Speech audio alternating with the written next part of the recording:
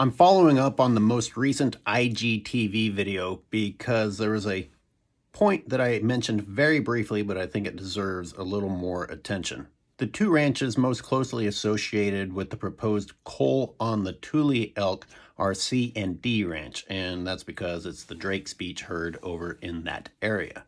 Now, C and D Ranch are two ranches leased within the seashore by a family that has 5 parcels of land outside the seashore in Marin County, totaling 2,222 acres. And then the 2 ranches inside the seashore. One of their ranches outside the seashore is currently on sale for $6.3 million. Now, in my other video, I said, why don't you just give up leasing in the seashore instead of selling one of your ranches outside the seashore and insisting on continuing to lease the ones in the seashore? Do you want to kill elk that badly? Of course, the justification was economics, how the elk interfere with their business. Let's examine that a little more. We're talking about the insistence of continuing an industry that is so unsustainable that wildlife eating grass interferes with your bottom line. We're not talking about wolves and mountain lions eating the cattle themselves. We're just talking about herbivores also eating grass, being too much of a burden on this business.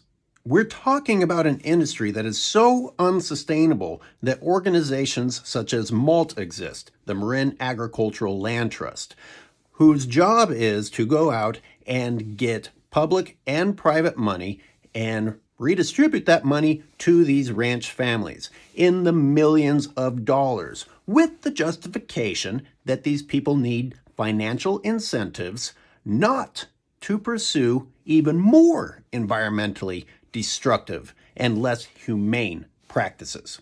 The family in question received one of these big payout easements for every single one of their properties outside of the seashore.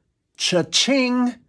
This is in addition to the billions of dollars of subsidies that our government provides to dairy every year. At what point do you realize that maybe it's worth considering a different path? Or are you just so addicted to stealing babies from their mothers that you would rather do that, even if it means killing native wildlife and continuing to drain the United States government and its taxpayers?